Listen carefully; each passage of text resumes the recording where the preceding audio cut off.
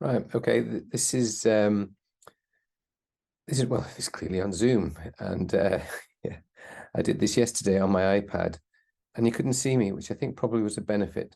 But anyway, I'll see if I can, yeah, bring everything up that we're meant to. Okay, well that looks better. So I went to work in High Street, as I just said before I cut it out.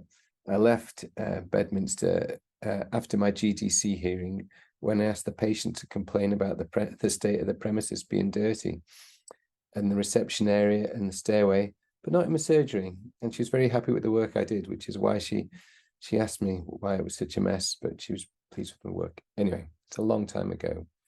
So moving swiftly on, the chap that I worked for was chairman of Pankey. I went to work in this building in the middle of this medieval building, but the work he did was fantastic, and it was different to work with a principal. The slightly unfortunate thing was I was taking over from a couple of his associates who'd done the honourable thing and wanted to set up their own practice and paid him for the goodwill and moved along. And as you often find, his patients really do like you. They don't like change, and they shouldn't, because every time they change, I think people who change dentists regularly end up with 30% more treatment. But anyway, they left, and I worked, and because I wasn't wildly busy, I was able to go to his lab, which was a good thing. And this is the lab on the right. It was called Colston's lab, and they provided work for the dental hospital. So I was not the most confident of my ability because no one had ever really looked at it. So, and this is 3 years in. So off I went to the lab, bearing in mind that this chap did the most fantastic work with and using agar impression materials, which was unusual then. But yeah, what he did was he couldn't fault it. So I was a bit twitchy because mine wasn't that good. But I went to the lab and I found it actually it was pretty good. And a lot of the work at the lab was done from the registrars and consultants in the dental hospital. And a lot of that wasn't brilliant. They didn't show you the work that wasn't that great. Anyway, so this was Pete Bishop. He was the chap I work for. I don't think he realizes how big an influence he was, but he told me a couple of things, which at the time he thought, oh, you can't say that. But he said, more or less, forget what you learned at the dental school. You'll learn a lot more if you go to the States. Well, now we've got YouTube. You don't need to go to the States. And I would certainly disagree with a lot of what he said with regard to having to go to the States. But you just had to look for other people's views. In different hospitals, as I will have said repeatedly, is when we end up in this kind of cycle of education. To pass the exams, you have to regurgitate what everyone else has said. You're not allowed to think for yourself.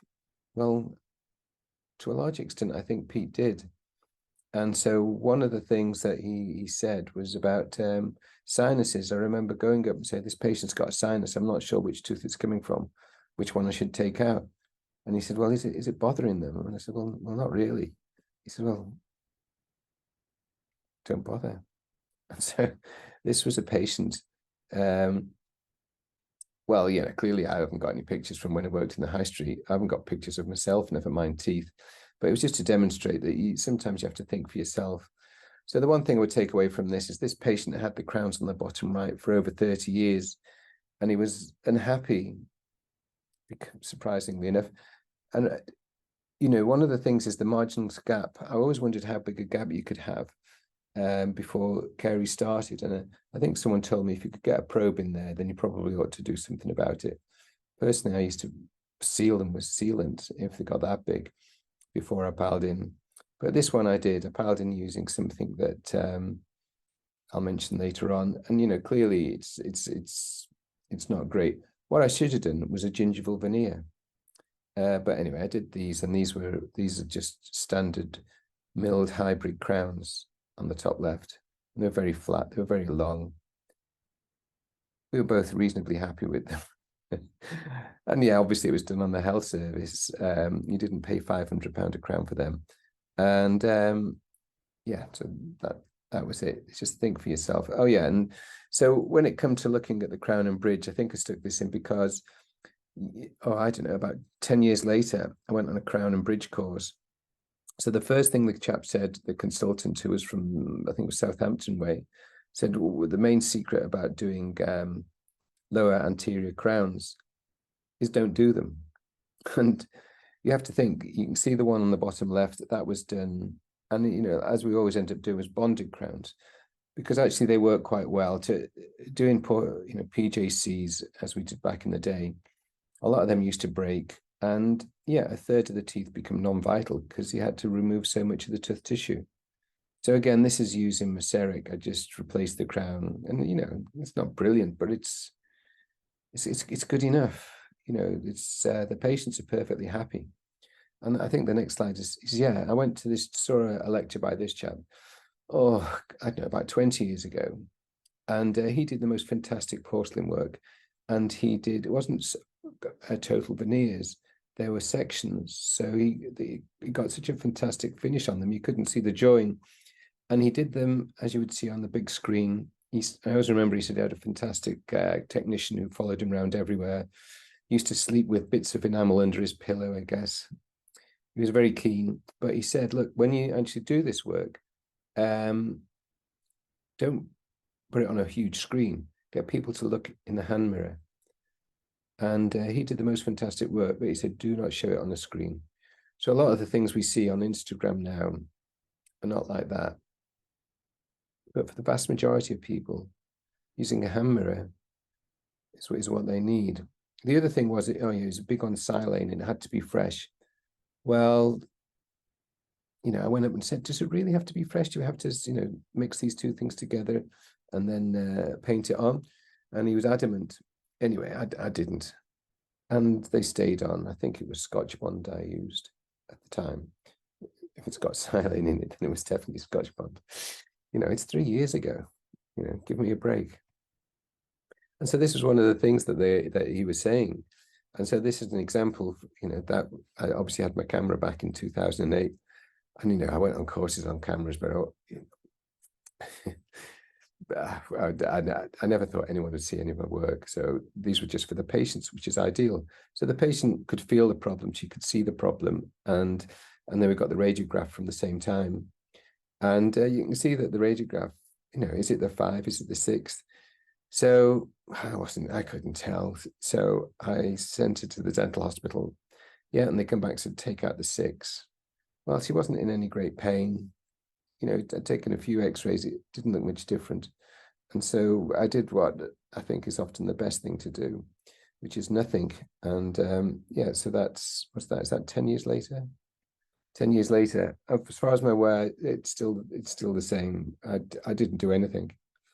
And you know, yeah. So she's fine. Take it out and put in an implant. Yeah. This lasted a long time. And yeah, so this again is a patient. The unfortunate part about digital stuff sometimes is it doesn't transfer over. The worst thing was I used some dental software called Dental Systems Design, which is obviously a few years after this, because when I worked at the high street, we just had record cards. We didn't have mobile phones and we didn't have gloves. So it was a different world. But the guy did fantastic work, and I did a few half decent stuff myself. But I remember him saying about the sinus, and this patient, who I think, no, so I didn't see her around here, but I saw her for 30 years, and she had the sinus there for 30 years. Every now and again, it flare up a bit, and I'd tell her to pop it, and that's what she did. I very rarely give her antibiotics for this. And in the end, it did fail. Now, it didn't fail the tooth that I thought would fail, but it did fail. And I replaced it with an acrylic bridge using my CEREC. And I'll do, you know, I was very keen on using my CEREC, so digital technology. I think I got it in about 2010. Oh yeah, yeah. That's the X-ray then. 2010, and I'm not sure if it shows. No, it doesn't show what I did, but there are other X-rays. You can see it could be any one of them. I did replace all their crowns though. I didn't replace the root fillings. I didn't perforate the tooth. It's not to say that I didn't perforate some teeth looking for the second mesial canal. So yeah, I redid all the crowns for her, but I put posts in them all, I think, apart from the one that looks like it was perforated. And she got on fine, but in the end I made an acrylic bridge on Maceric that lasted at least 8 years. And as far as I'm aware, I think my nurse keeps seeing her in Sainsbury's or somewhere, and she's still there. So this was the time of HIV, and we were wondering what was going on. But I'd done a lot of work for a particular chap, and he was covered in tattoos, and he was a bit thin, but he's a lovely guy. But he had to send off, and so I'd done some surgery, which was unusual for me. I'd taken out his wisdom teeth, and he had some really broken down teeth that needed, sutures afterwards and stuff like that. And I said, right, well, we'll send off and see if we can do a bridge for you. Obviously, I would have said to really improve your oral hygiene. And anyway, whatever. But I rang him when it came through, and I said, good news, we can do the bridge work. And he said, oh yeah, he said, I meant to call you because the doctor said I wasn't to see you again. I said, what do you mean? He said, I've got a hepatitis, sedum. I said, serum hepatitis. That's the one, he said. And I said, oh, all right then.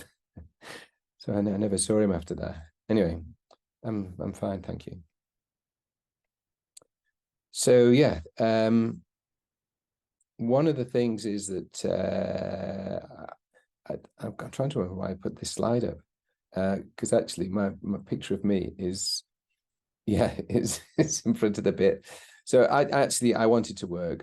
In the end, I was working like 2.5 days a week, and I was earning more money than I'd ever earned really. And I was doing absolutely diddly squat, working for a corporate, and that's why I left. And yeah, so when things change, you have to change. And I have to say, I think I looked after my patients really well, whereas the corporates tend to look after the shareholders very well.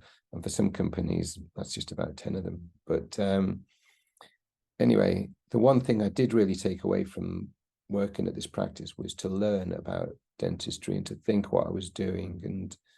And it really put me in good stead because I really hated work until I was here. But unfortunately, the other people were so good, there weren't many patients for me to see, and I wasn't earning any money. So that's when I learned how to, well, I built a kind of a mini loft extension and put in a new kitchen and yeah, did a bathroom all in that year. And I also made lots of Tanner appliances. And because that's what he did. And, what's the thing, if you've got something about if you have a hammer, you use it. I can't remember, but anyway, nearly everyone had a Tanner. Well, not nearly everyone, but lots. And I spent forever making these things, getting the occlusion perfect when they wore their appliance. And I'm not 100% sure how you can do a double-blind study on this. And so occlusion is a little bit like the dark arts. I sometimes wonder if it's as bad as we think, and if we just fitted a night guard, they seem to work just as well. The only person I ever knew kept wearing through a night guard was one of our staff, or a nurse. And that's doesn't reflect bad on her, well on us. Yeah, but so I went on this 2-day course on someone who's extremely good and was talking about how you have these 6-point contacts on your amalgam and carving them, precisely. And so you do this for like nearly the 2 days, and at the end he says, right, well, and obviously I guarantee all my work. And you thought, yeah, because the occlusion's ideal as long as they wear a night guard, a suck down splint. If they could, that doesn't seem right. I think I guarantee most of my work if someone wore a suck down night guard or a retainer. I think that's the deal. Anyway, so I'm not 100% convinced on occlusion. there are certain guidelines we should follow, but like everything, you know, once the divorce comes through, you stop grinding.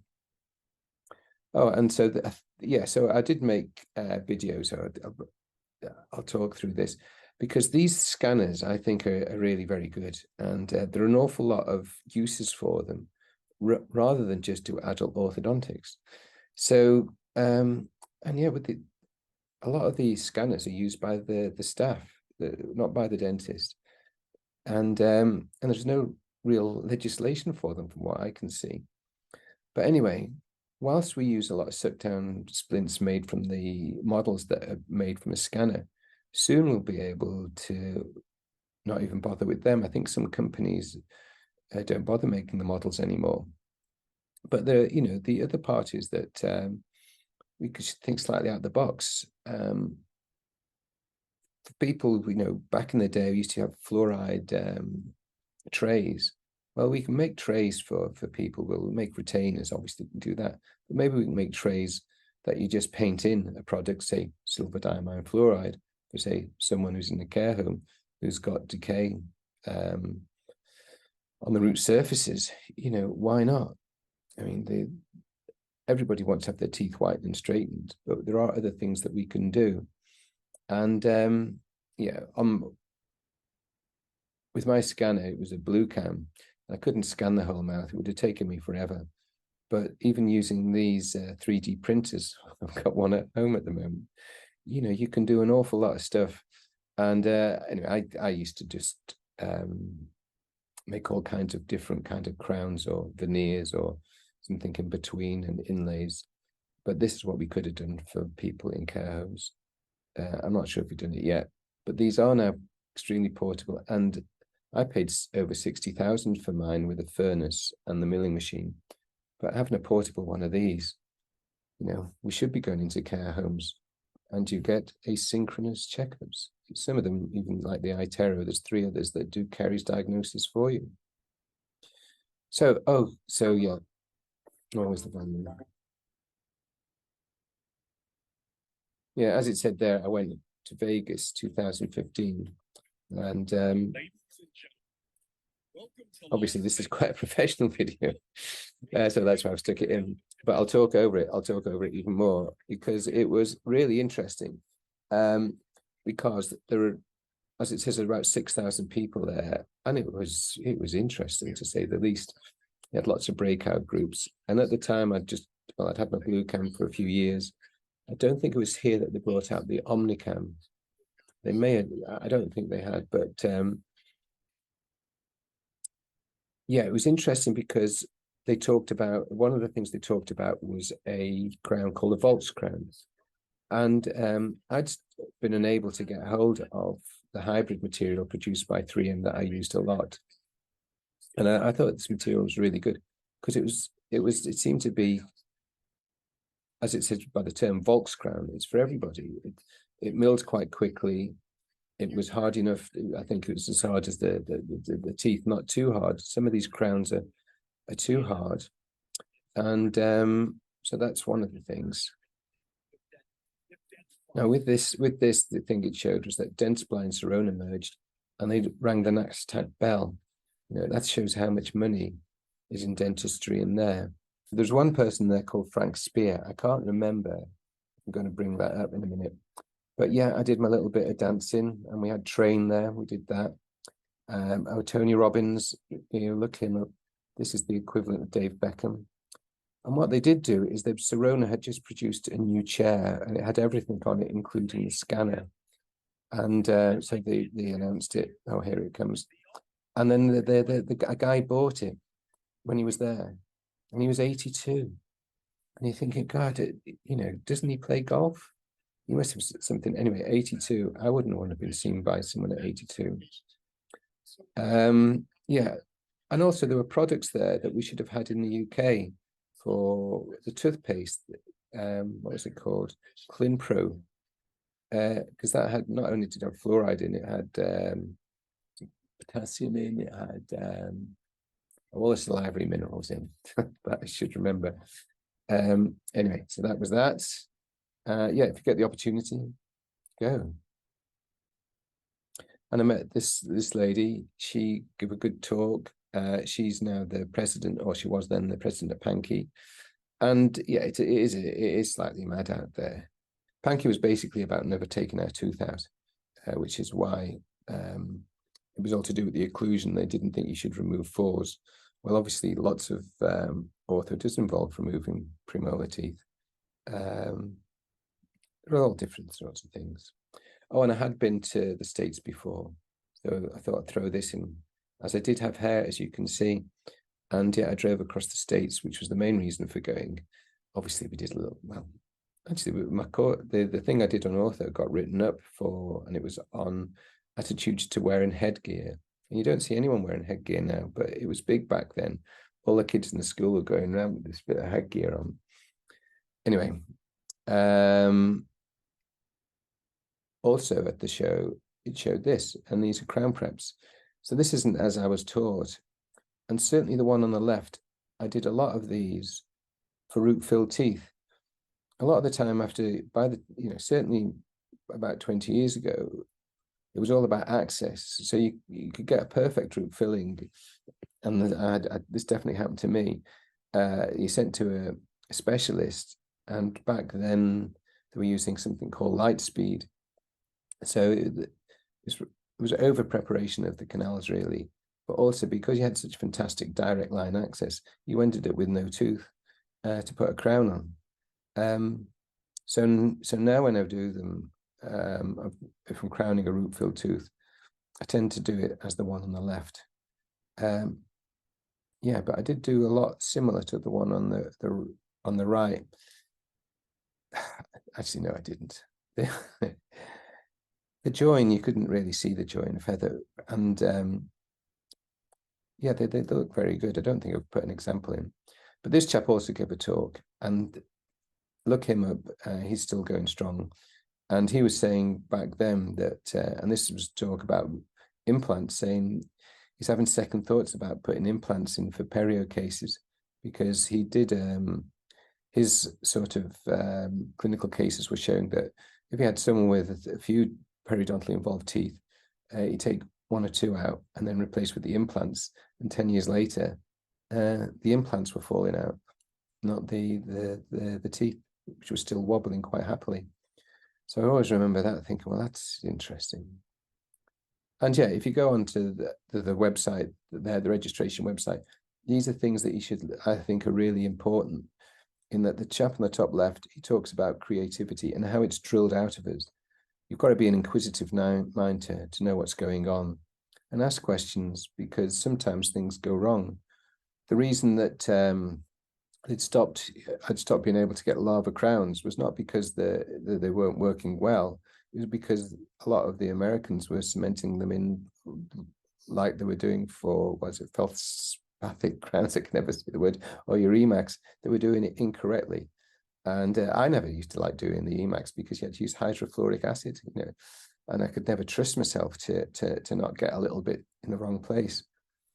Anyway, and Jamie Oliver, I would replace him now with the Van Tam brothers, or was it Chris Van Tanman, who talks about UPDs and UPFs.